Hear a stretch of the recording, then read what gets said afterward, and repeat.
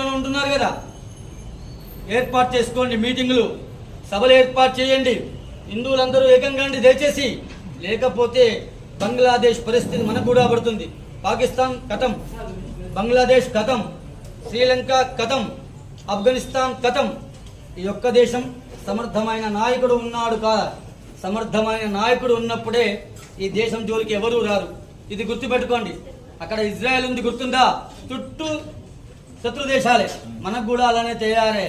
భగవద్బంధువులారా, భావతరాల పిల్లల కోసం, చిన్న పిల్లల కోసం మనకేం కాదనుకోకండి. చాప కింద నీరులా పరమతం విస్తరిస్తుంది. చాప కింద నీరులా పరమతం విస్తరిస్తుంది. దయచేసి అర్థం చేసుకోండి. దారుణంగా చంపారు. చూసారో లేదా వీడియోలు?